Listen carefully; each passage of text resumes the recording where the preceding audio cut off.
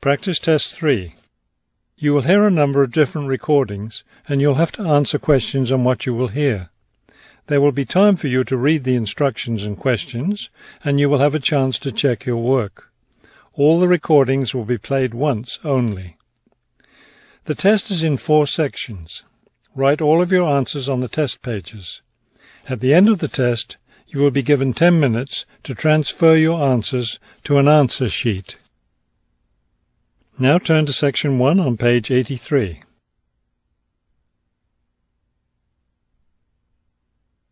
Section 1. You will hear a woman making a hotel reservation over the phone. First, you have some time to look at questions 1 to 4 on page 83.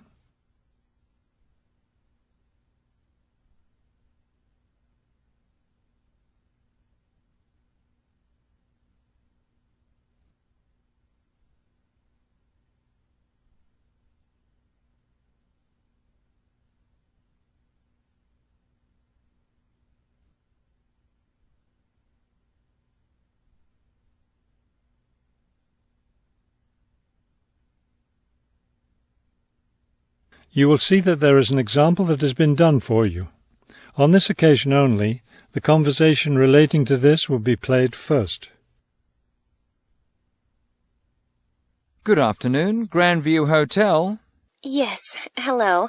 I'm planning to spend a few days in your city next week, and I'd like to, make a reservation. The man answers the phone. Grandview Hotel? So the word Grandview has been written at the top of the form. Now we shall begin. You should answer the questions as you listen, because you will not hear the recording a second time. Listen carefully and answer questions 1 to 4. Good afternoon, Grandview Hotel. Yes, hello.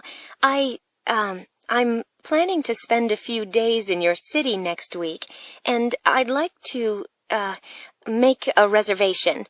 Of course. When did you want to stay here? Next week, Wednesday night and Thursday night. So that's February 13th and 14th. Yes, that's right. And how many guests will there be? Just me.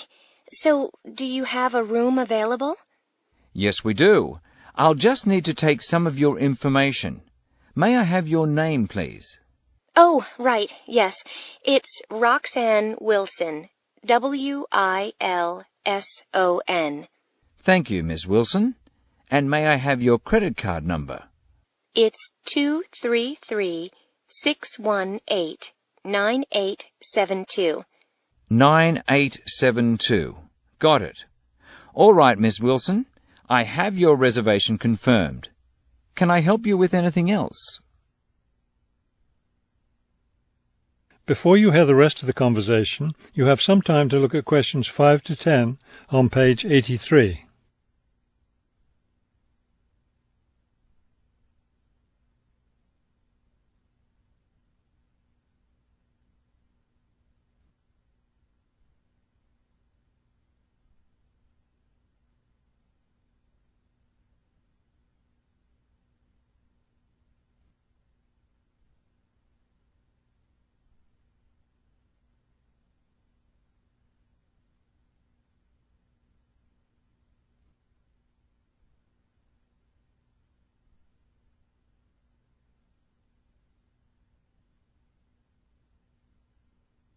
Now listen and answer questions 5 to 10. Well, yes, I was wondering, since I'll have a couple of free hours Friday morning before I leave, is there anything interesting to see close to the hotel? Do you like museums? The art museum's very close by. I love museums, but not art. Can't stand it. I've heard your city has a very interesting science museum, though. Yes, but unfortunately it's closed in the winter. Are you interested in shopping? Sure, I love shopping. Are there any good stores nearby? Yes, we have a large shopping mall just 2 bus stops away. You take the bus to Monument Square, and it's just half a block from there. Just look for the post office, and you'll see the mall entrance next to it. Fabulous. What about lunch?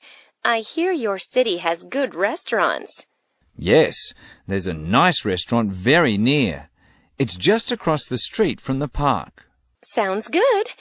I can have lunch, then walk in the park afterwards. I have one more question. What's the best way to get to the hotel from the airport? Subway is the fastest, of course. There are buses, but they're quite slow. I'll be arriving quite late, after 10 p.m. I thought I might have to take a taxi. The subway runs until midnight. Oh, good. Then I'll do that. Will there be someone at the hotel front desk that late? Oh, yes. The front desk stays open until 2. That is the end of section 1. You now have half a minute to check your answers.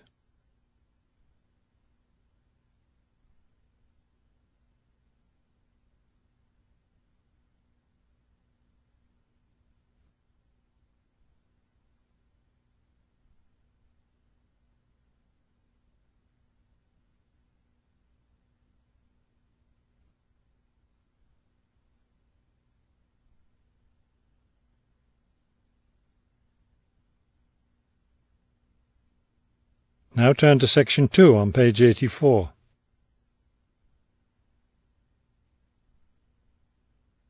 Section 2. You will hear a tour leader giving information about a bus tour. First, you have some time to look at questions 11 to 15 on page 84.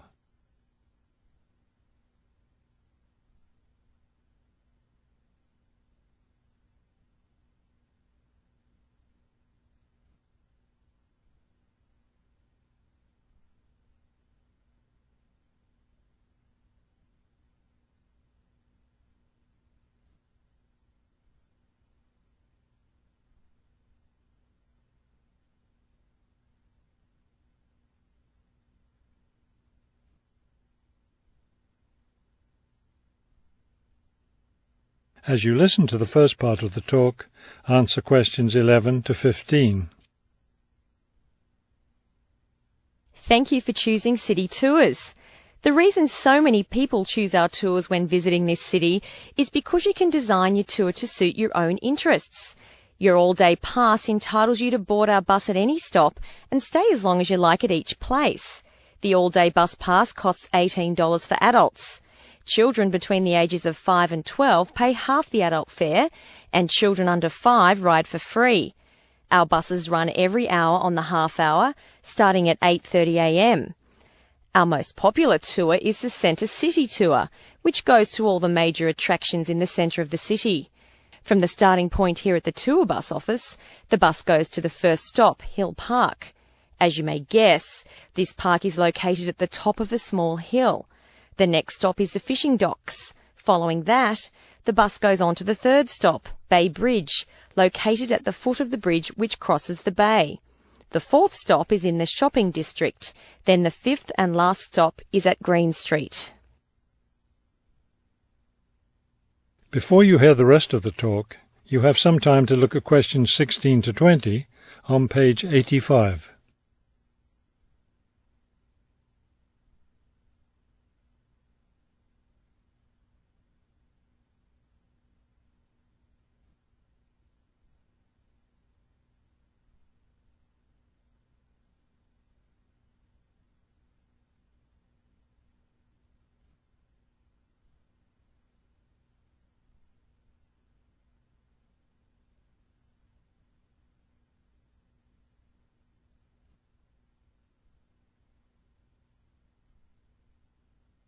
Now listen and answer questions 16 to 20.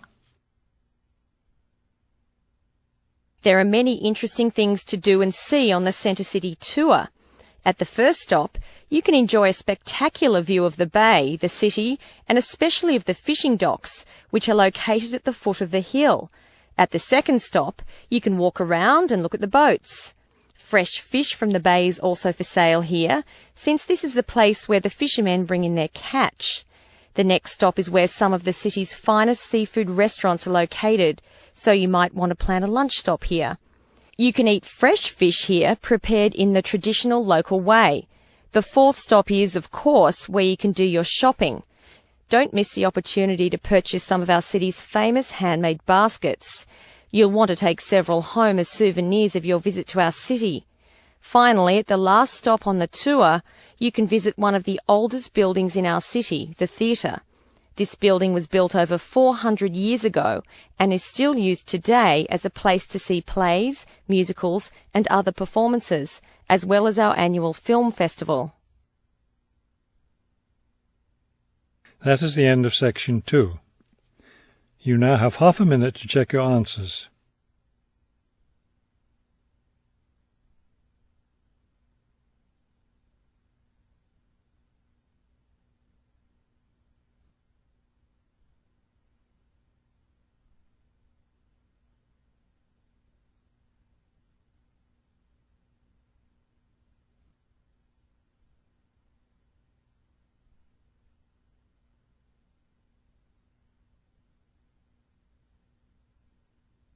Now turn to section 3 on page 86.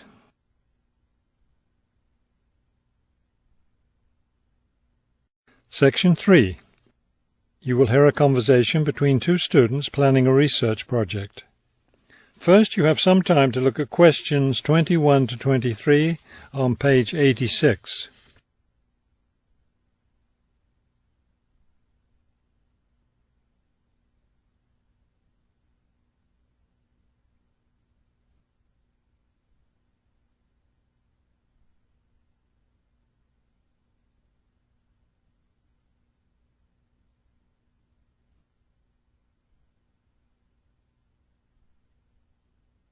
As you listen to the first part of the conversation, answer questions 21 to 23. We'd better start planning our research project because we don't have much time left before it's due. I know, only 3 more weeks. Is that all? I thought we had more time than that. Well, let's get to work then.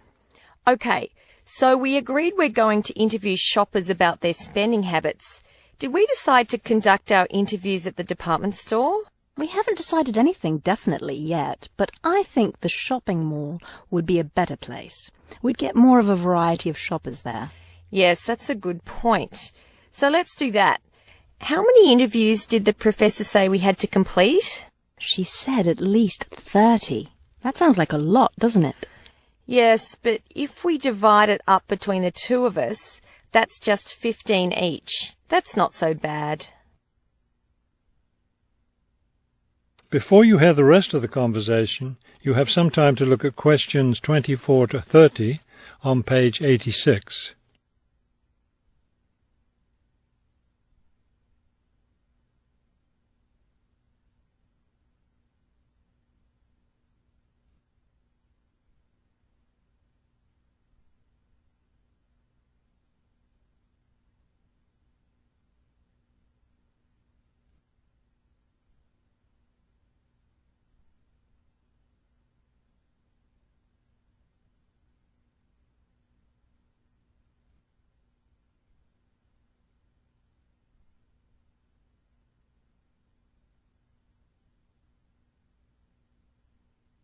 Now listen and answer questions 24 to 30. Okay, so I guess we'd better start designing our questionnaire. Well, we have to do some reading first, don't we? Didn't we say we were going to compare our results to the results of a government study? Right, the government study about how the economic crisis has changed people's spending habits. We want to see if we get similar results. Yes, so we'd better read that first and then design our questionnaire. Then I guess we'll be ready to go out and interview shoppers. No, don't you remember? The professor said she had to approve our questionnaire first before we actually conducted the interviews. Oh, right. So we'll get her approval and then conduct the interviews. I think it's Saturday would be the best day for the interviews because everyone's out shopping then. Right. We'll do it on a Saturday then. And let's also plan to get together the next day to analyse the results. It's best to do that while everything's fresh in our minds, don't you think? Sure, that sounds like a good idea. Okay, so then we're going to have to present our results to the class. Do you have any ideas for that? It's an important part of our grade, so I think we should plan it well. Well, I think the obvious thing is to prepare some charts showing our results and how they compare with the government study. That will help make the information a lot clearer to the class. Right. Okay, so we'll draw up some charts of the results. And then that's it. All that will be left to do is give the class presentation. Do you think we can be ready on time? I sure hope so. Let's get started now. That is the end of section 3. You now have half a minute to check your answers.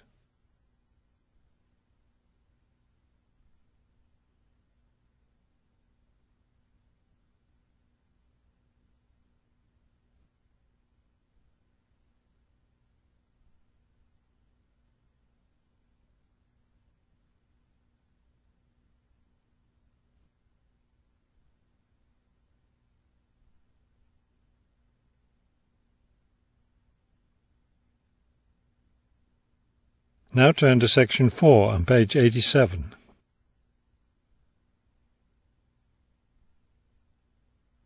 Section 4. You will hear a professor give a lecture on Louisa May Alcott. First, you have some time to look at the questions 31 to 40 on page 87.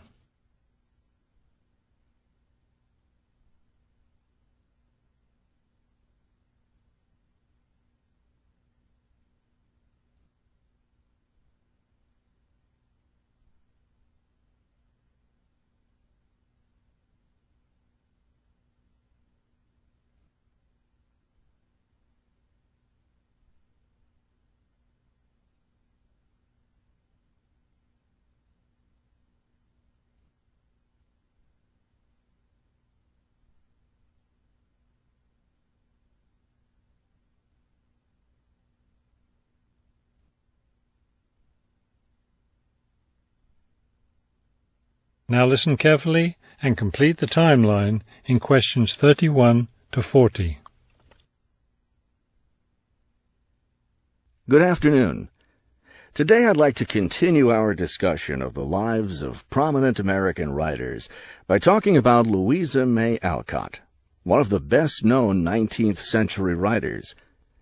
Alcott is known for her moralistic girls' novels, but she was a much more serious individual than those novels might lead one to believe. She was born in 1832, the daughter of Bronson Alcott, who was one of the founders of the Transcendentalist movement. Bronson Alcott was a philosopher, but not a provider, and the family lived close to poverty. From an early age, Louisa was determined to find a way to improve her family's economic situation. As a teenager, she worked to support her family by taking on a variety of low-paying jobs, including teacher, seamstress, and household servant. Alcott also started writing when she was young. She wrote her first novel when she was just 17 years old, although it wasn't published until many years after her death. It was called The Inheritance. In 1861, the Civil War broke out. Alcott worked as a volunteer, sewing uniforms and bandages for soldiers. The following year, she enlisted as an Army nurse. She spent the war years in Washington, nursing wounded soldiers at a military hospital. While working at the hospital, she wrote many letters to her family at home in Massachusetts. After the war, she turned the letters into a book, which was published under the title Hospital Sketches. She also wrote numerous romantic stories, which she sold to magazines. Around this same time, she was offered the opportunity to travel to Europe as the companion to an invalid.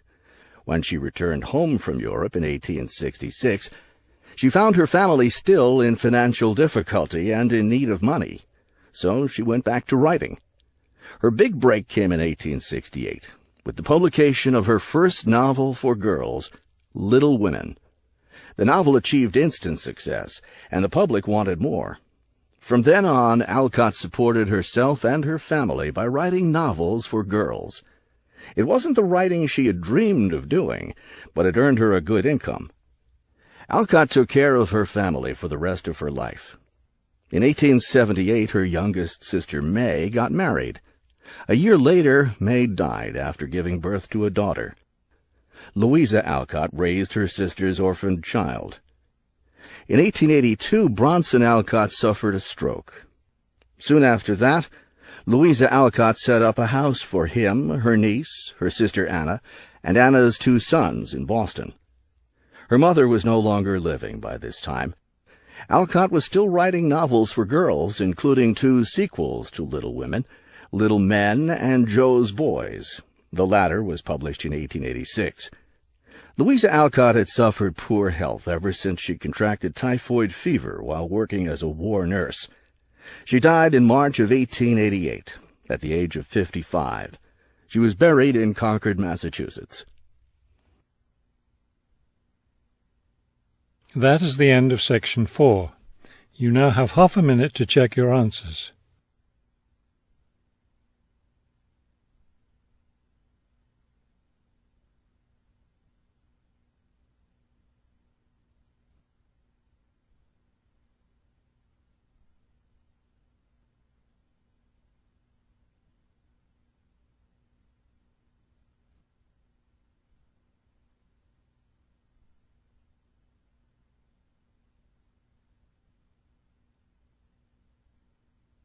You will now have 10 minutes to transfer your answers to the listening answer sheet.